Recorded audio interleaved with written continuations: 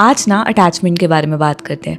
अगर आप एक ऐसे इंसान हो जिसको ऐसा फील होता है कि मैं बहुत जल्दी लोगों के साथ अटैच हो जाती हूँ या हो जाता हूँ, या फिर आप टाइम लेते हो अटैच होने में, लेकिन एक बार जब आप अटैच हो जाते हो तो उस इंसान से मूव ऑन करना या वहाँ से निकलना आपके लिए बहुत मुश्किल हो जाता है। एंड अगर आपको ऐसा फील होता है कि जब आप एक अटैचमेंट में फंस जाते हो तो आपका जो मूड है वो इंटायरली सामने वाले के मूड के ऊपर या सामने वाले के सिचुएशन के ऊपर डिपेंड होने लग जाता है एंड आप ओवर थिंक करते हो उनके आसपास चीज़ों को लेकर, then this video is for you. And इस बारे में ना मैं इसलिए बात करना चाहती हूँ क्योंकि समटाइम्स ना जो प्यार की तरह दिखता है वो एक्चुअल में छुपी हुई anxiety, emotional dependency and attachment होती है। एंड द प्रॉब्लम इज कि आप जितना अटैच होते रहते हो उतना ही आप अपने आप को लूज करते रहते हो। Hi guys, welcome to my channel. I'm Richa. I'm a counseling psychologist and a content creator, and I'm so excited to talk to you guys about this topic. And the purpose of making this video is कि I want to help you to understand कि actual में हम overly attached होते क्यों हैं, and ये attachment आपके साथ actual में कर क्या रही होती है, and कैसे एक healthy way में detach होना सीखना है. So let's get started with this video.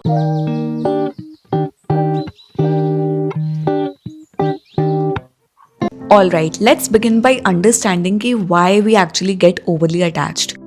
So the number one reason why we get emotionally attached is because कोई हमारी emotional needs पूरी कर रहा होता है.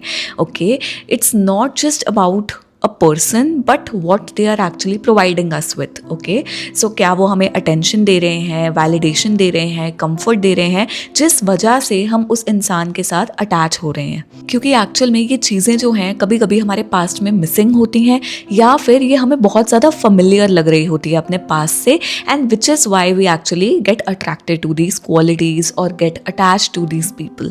So ऐसा फील होना शुरू हो जाता है कि our needs are finally being met and that is why we start feeling attached to that person. The second biggest reason is कि हमारा जो ब्रेन है ना वो अडिक्ट हो जाता है ऑफ इनकन्सिस्टेंसी. देखो, अगर कोई भी इंसान आपको एक टाइम पर बहुत अच्छे से ट्रीट कर रहा होता है और एक टाइम पे बिल्कुल ही डिस्टेंट हो जाता है, तो हम कंटिन्यूसली उस पर्सन को फिगर आउट करने की कोशिश कर रहे होते हैं, विच इज़ वाई वो थोड़ा सा भी हमें अटेंशन देता है तो हम बहुत ज़्यादा अटैच्ड फील करते हैं. हमें ऐसा लगता है कि oh finally we are getting our next high, you know. So that is probably one of the biggest reasons कि हम एक ऐसे लोगों के साथ अटैच होते हैं जो हमें बेयर मिनिमम ही दे रहे होते हैं, बट स्टिल क्योंकि वो ऑन एंड ऑफ वाली जो चीज़ है वो हमें हुक्ड रखती है, which is why we actually fall for these people और get attach so quickly. And the third reason is lack of self anchor. कभी कभी जब हम अपने ऊपर ही विश्वास नहीं कर रहे होते या हम खुद से चीज़ें नहीं हैंडल कर पाते हैं एंड हम खुद को इतना पावरफुल नहीं समझते हैं, तो हम एक इंसान के ऊपर अपनी सारी नीड्स के लिए, हर चीज़ के लिए डिपेंड होना शुरू हो जाते हैं. अपनी हैप्पीनेस के लिए, अपने कंफर्ट के लिए, अपने मूड के लिए, लाइक लिटरली इमोशनली डिपेंड होना शुरू कर देते हैं सामने वाले इंसान पे फॉर एवरी सिंगल थिंग. तो इस वजह से हमारी सेंस ऑफ वर्थ, हमारी happiness becomes entirely dependent upon that person. It becomes connected to that one person, which is not okay. And यहाँ पर प्रॉब्लम पता क्या आती है कि now attachment is not just a connection anymore. In fact हम kind of एक dependency बना चुके होते हैं उस attachment को. Now let's talk about a few signs that you might be overly attached and you might not even realize this. Number one is that आप बहुत ज़्यादा ओवरथिंक करते हो कि आप उनको क्या टेक्स्ट भेजो, क्या रिप्लाई आएगा उनका, आप कॉन्स्टेंटली उनके बारे में सोचते रहते हो, एंड आप कॉन्स्टेंटली उनके बारे में ओवरथिंक करते रहते हो. That is the number one thing. Number two, आपका जो मूड है ना वो बहुत जल्दी चेंज हो जाता है on the basis of their behaviour. अगर वो आपको अच्छा ट्रीट कर रहे होते हैं तो आपका मूड अच्छा होता है, लेकिन अगर उनका मूड खराब होता है या फिर वो आपको अच्छे से ट्रीट नहीं कर रहे होते हैं, then that affects your behaviour a lot. Number three, जब वो रिस्पॉन्ड नहीं कर रहे होते हैं या काफ़ी ज़्यादा बिजी हो रहे होते हैं, आपसे बात नहीं कर रहे होते, तो आपको काफ़ी ज़्यादा एंग्शियस फील होना शुरू हो जाता है. नंबर फोर, आपको दिखाई दे रहा होता है कि उनमें क्या रेड फ्लैग्स हैं, लेकिन आप उस कनेक्शन को, उस अटैचमेंट को बचाने के लिए वो सारे के सारे रेड फ्लैग्स इग्नोर करते जा रहे होते हो over years. And number five, आपको ऐसा फील होता है कि इवन इफ वो रिलेशनशिप अनहेल्दी हो तब भी आप उस इंसान को नहीं छोड़ सकते हो. You can't let them go because अगर वो आपकी ज़िंदगी से चले गए देन आपकी लाइफ का कोई मीनिंग नहीं रहेगा and you might not even exist. So that is pretty unhealthy. Okay, so now let's talk about how to actually stop getting so overly attached. The number one step is you have to get aware of it. Okay, you have to be aware that yes, I am attached to this person. ठीक है, why, what could be the reason that I am so attached to this person? Is it genuine love or is it something that is just कि आपको attachment हो गई है and प्यार आप नहीं करते उस इंसान से? what exactly it is, you have to figure out. Okay, and also that is it actually a healthy attachment or an unhealthy attachment? Okay, जैसे मैंने आपको साइंस बताया, recognize those signs, that are the signs present in this current attachment that I have, और या फिर it's actually a healthy attachment and I can actually live my life without depending upon this person. क्योंकि जितना आप aware होगे ना, उतना ही easily आप चीज़ों को मैनेज करना सीख पाओगे. Awareness is always the first step.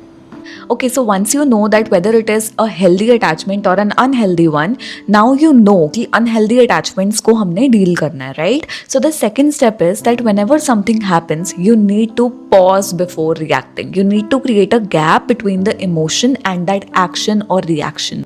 So जब भी आपके अंदर वो urge आए कि आपको overthink करना है बैठकर, या फिर आपको जवाब देना है, reaction देना है, या फिर इस चीज़ को लेकर कुछ करना है, then उसी टाइम पर take a few breaths and उस चीज़ से दूर जाने की जितना कोशिश कर सकते हो उतना दूर जाओ and take a break in the sense कि अभी एकदम से इंस्टेंटली रिएक्ट मत करो एंड फोकस कि right now this doesn't need my attention. Okay, I need to create that gap.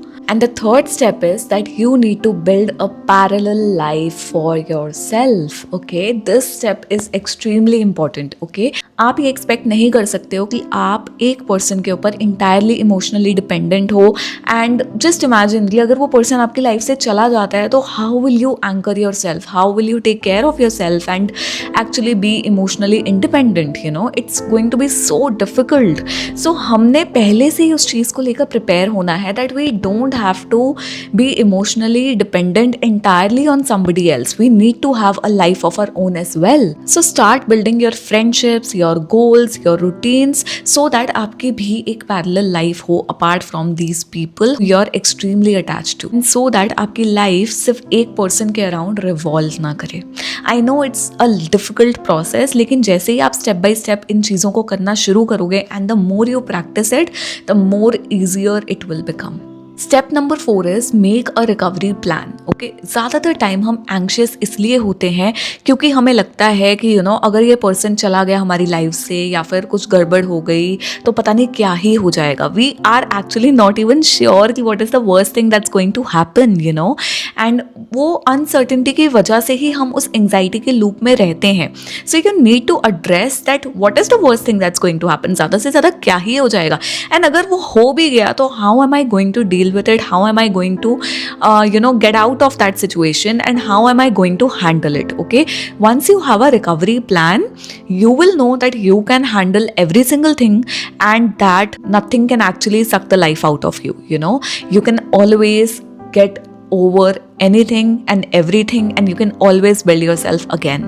So अगर आप एक रिकवरी प्लान पहले से बनाकर चलोगे, आपके पास एक स्क्रिप्ट होगी that if things go haywire या फिर चीज़ें इस तरीके से वर्कआउट नहीं करती हैं या फिर एक्चुअल में ये चीज़ें ज़्यादा ही अनहेल्दी हो जाती है, this is something that I am going to do, and start making small steps around it.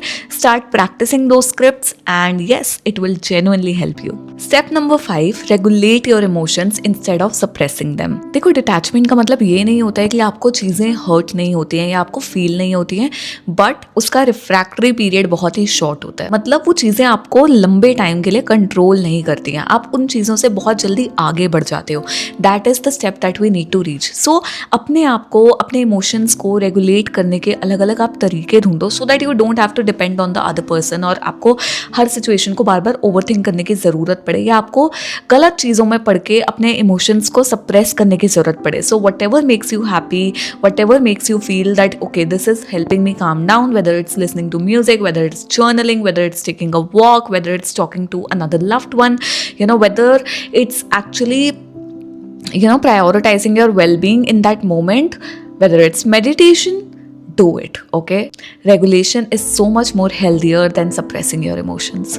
And step number 6 is give yourself what you are seeking outside. Okay, आप जो भी बाहर से क्रेव करते हो ना वो खुद को देना प्लीज़ स्टार्ट कर दो, ठीक है। चाहे वो वैलिडेशन हो, अटेंशन हो, कंफर्ट हो, काइंडनेस हो, रिस्पेक्ट हो, जब आप ये चीज़ें अपने आप के लिए करना शुरू करोगे उतनी ही बाहर से वो चीज़ क्रेव करने की इंटेंसिटी रिड्यूस होगी, and that is super important to your wellbeing.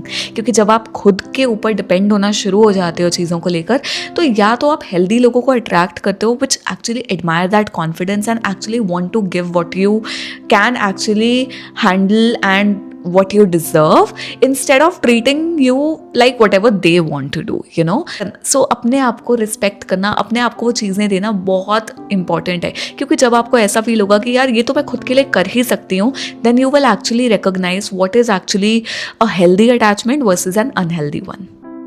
So yes guys, detachment का मतलब ये नहीं होता है कि हम केयर करना छोड़ देते हैं, हम बेपरवाह हो जाते हैं। डिटैचमेंट का मतलब होता है कि हम केयर करते हैं बट इतना केयर नहीं करेंगे that we would lose our selves, to appease you और to make you happy every single time, okay. तो वो चीज़ बहुत ज़रूरी है।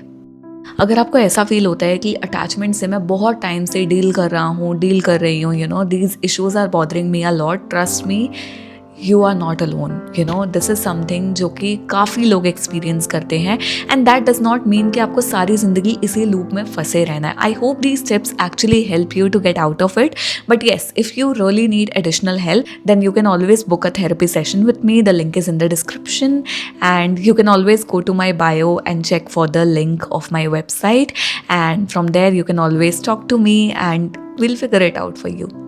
अगर ये वीडियो आपको अच्छी लगी then do tell me in the comments that which was the most relatable part for you, and yeah, I hope this helps, and do like, subscribe and share this video, and yeah, I'll see you next time. But before I leave, I want to tell you this one thing. The goal is not to stop loving, but actually to love somebody without losing ourselves, okay? So life में प्यार करो but खुद को lose करके नहीं. Yeah. And yes guys, this is it for the video. I'll see you next time. Bye bye. Take care.